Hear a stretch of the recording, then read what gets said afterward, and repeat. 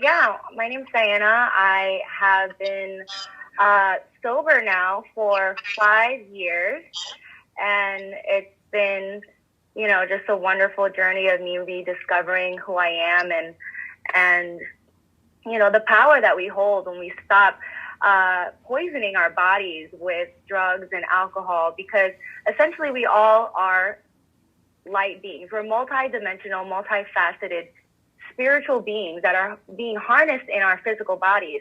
But when we start to poison our bodies with things that are not in alignment with us, drugs, alcohol, unhealthy foods, an excessive amount of processed foods, sugars, meats, things like that, we actually start deterring our ability to receive divine insight, receive our intuition, divine guidance. We start shutting off our body to the connection that it has with the earth around us, right? The environment around us and the energies around us. And so in my 5 years of being sober, I have been able to tap into my intuitive healing abilities. I've completely increased my ability to be a healer, an empath. My psychic powers have increased dramatically since I've been just making sure that I'm taking care of my sacred body temple, keeping it pure, always staying fit and eating organic and just keeping it clean of anything that's going to disrupt my ability to connect. So, yeah. I think the first step is realizing that you need healing. You know what I mean? Because like you said, or like Peter said, people suffer in silence, and a lot of times addiction doesn't feel like an addiction. When you're in the throes of addiction, you probably are surrounding yourself with people that are normalizing that behavior. So you're usually with people that are also addicted but don't realize it. And so, it takes taking a step back from that environment and being like, wait, this isn't normal. It's not normal to drink every day or to do drugs every day or to be, in an excessive lifestyle of whatever it is, right? Whether it's food, working out, materialism, whatever. So it's taking that objective look at your life and being like, wait, is this in alignment with the kind of life that I want to live? Is this in integrity with who I am and the purpose of what I'm meant to do here? Was I just meant to be here and to, indulge in materialistic things and be selfish and just care about my own needs? Or am I here for a higher purpose? And so for me, even though I was an addict, I always had this deep, knowing inside of me that I was here to do something greater than what I was doing. And it was because I hadn't found it yet that it actually made me more depressed. It maybe sink me even deeper into addiction, because I'm like, I know I'm supposed to be doing something great, but I can't, because of all of this heavy pain that I'm trying to cope with on a daily basis, And so it wasn't until, I think, the pain's gotta be bad enough for you to want change. Like, you've got to want change so bad that it hurts. And sometimes it does taking it to reaching a bottom, like having a bottom. I think, all addicts can remember that one point that was like, I can't fucking live like this anymore, And for me, it was, I had many points like that, but it was, I'm a little hard-headed, so I needed to have reinforced many points in which the universe was like, do you still want to live like this? And then times I'd be like, I'm fine, So, I started on my journey not knowing that it was going to allow me to find sobriety, right? I started on my journey of just wanting to heal all of the pain and all of the trauma that I was carrying in my energetic body with me every day. And, the surprise gift during that journey was also my sobriety. And once once you take that step to being sober, for the question was, what is your first step, is to find help.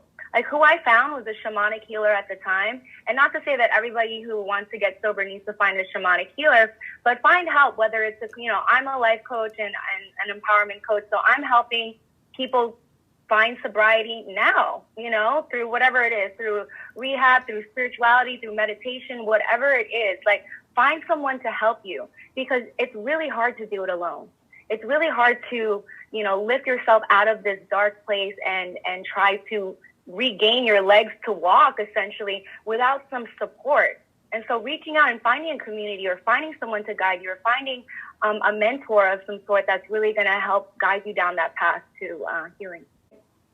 Just going back to what Peter said about separation, right? And it was not a coincidence that between the time of my first ayahuasca ceremony and then becoming sober, and then finding the opportunity to move out of New York City, which is my hometown, right? I'm born and raised there. And then moving to San Diego, where I knew absolutely no one. Like, I maybe like by chance had one friend here. And I, moved here within like a month's time. It was a very quick decision. And I didn't understand what was happening at that time, the way that the universe comes in and supports you when you're making a quantum shift like that in your life, right? And so it was necessary. It was necessary for me to be away from everyone I knew, all my friends and family, and my environment that had supported my addiction for so long. New York is a gnarly place, and you're in New York City and you kind of tell people you don't drink, they kind of look at you like you're crazy. You know what I mean? Because like it is, like a Las Vegas, it's Miami, it's one of those places that party is the industry, that everybody kind of indulges in.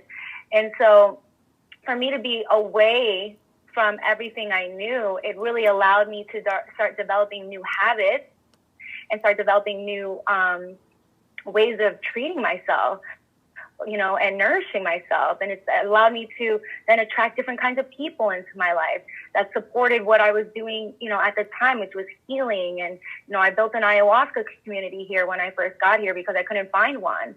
And so it was just, it got me in alignment with who I truly am. And it drowned out all that noise that New York City tends to have that made me confused, And so, again, when you go within, right, when you go and you hear like, okay, I'm not the conditioning that I was receiving. I'm not what all these negative beliefs that were given to me. I'm not all of this stuff that was sold, these dreams that were sold to me. Like, who am I? And then you get to discover that. And it's a different journey, it's a beautiful journey of uncovering. It's unlearning, right? And the remembering of who you truly are. Yes. I mean, I was an alcoholic for over 10 years. So, I was drinking anything and everything at that point. I was very well known for blacking out and not remembering things, and maybe even being violent when I was drinking, right? And then drugs just became a natural progression of that, as I got older, started hanging out with, really hardcore partiers and things like that. And same deal, like I was not present, I was just have nights where they're complete blurs, and I just wake up in my bed, or times where I'd be like bleeding from my head because I like fell down somewhere and woke up and there's like blood all over my pillow. There's things that, I had unfortunately been drugged and raped in New York City, and a lot of unfortunate things that happened when you're living an unconscious life like that. And so it took many years for me to heal from all the trauma that I experienced in my unconscious life. But, it's hard for me, as much as, I know it's a connection point for me now, like sitting where I'm at, like I can't even really energetically connect with that girl. Like I'm so far removed and like, evolved from that very low vibrational existence that like where I'm at now is just like this, right? High vibes. Like I'm such at a higher vibration and operating at such a higher frequency that it doesn't connect. It doesn't connect. Like I look back at that memory and I'm like, oh, that sucks. And like, I don't even think that it's me. Like, you know what I mean? Cause it's so far gone from my experience. For me, my life started 5 years ago. Like I didn't wake up from the fog of life until I got sober, because it was a foggy experience. It was like, a dream. And now it's like, I'm actually living. So technically, like, I'm only 5 years old. So That's cool. For anyone out there who is still struggling with any type of escapism or abuse or addiction, I just want to let you know that you are not alone and that you have the power within to overcome any obstacle in your life.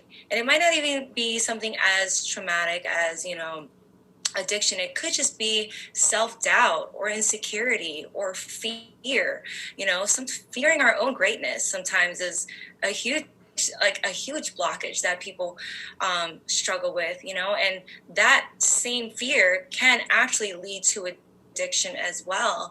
And so, I want to offer my services. I am not just an empowerment coach, but also a spiritual mentor and guide, where I help people overcome a wide range of different obstacles, from addiction to trauma to just, and everyday pains that this life is guaranteed to give you.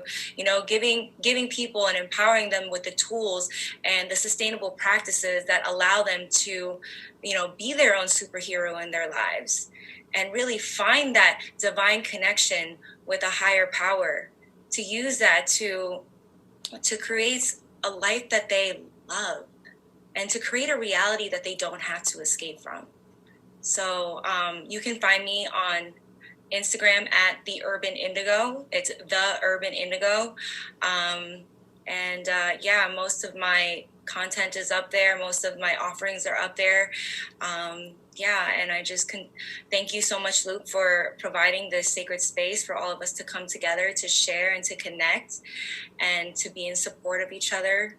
It's a crazy world that we're living in right now, so connection is super important. And thank you for allowing me to share my story and my heart. Appreciate you all.